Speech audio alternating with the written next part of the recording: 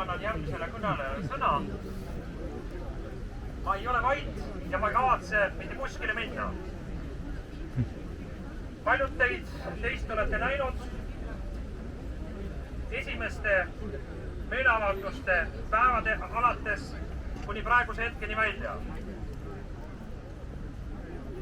Ma ei karda mitte kedagi.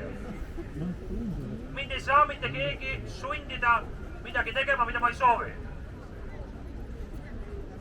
Vabariigi valitsuse määrus, Vabariigi valitsuse korraldus ei ole seadus. Vabariigi valitsus saab oma korralduste ja määrustega anda ainult tööjuhiseid oma endale kitsale ringile, ehk siis Vabariigi valitsuse asutustele ja nende allasutustele. Kas teie töötate nendes asutustes? Ei. Kas teie peate täitma neid määrusi ja neid korraldusi? Ei. Kui te seda ei tee, kas te siis rikute seadust? Ei.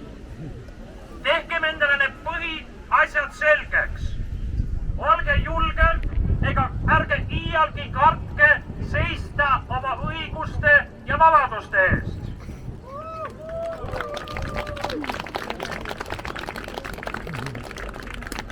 See riik on meie riik. Meie, kes meie oleme selle riigi elanikud. See maa kuulub meile. Ja selles riigis otsustame meie, kuidas meie tahame elada.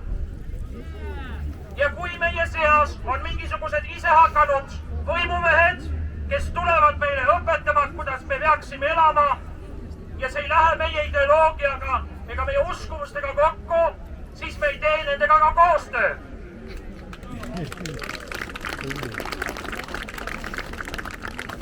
Nimelt täna, 18. septembril on maailm ärkamas. Meid on miljoneid, kes ei ole ükskõiksed, kes julgevad välja tulla ja öelda välja oma arvamuse. Mul on kurb vaadata, mida teeb peavoolumeedia, mida teevad paljud poliitikud. Et nad on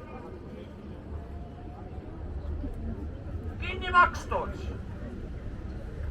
Ma ei tea, kelle huvisid nad täidavad. Ma olen ise korduvalt helistanud väga paljudesse meediaagentuuridesse ja olen öelnud neile, häbi. Mis eesõiguse te võtate? Kirjutada sellist solki oma inimeste kohta.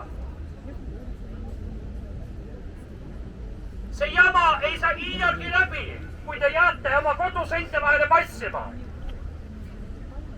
Te peate välja näitama, et te ei ole nõus sellega. Aga me teeme seda viisakalt. Me teeme seda rahumeelselt. Ja me ei riku ühtegi seadust. Isegi kui politseiametnikud tulevad teid ahistama. Ärge kartke. Kutsuge ka neid korrale.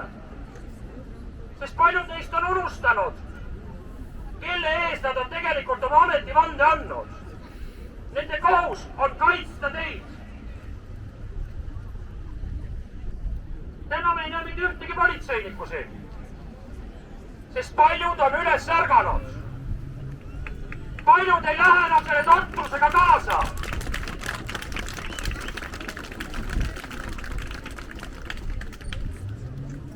Meid on tegelikult väga palju. See, et meid täna siin platsi peal on nii palju kui on.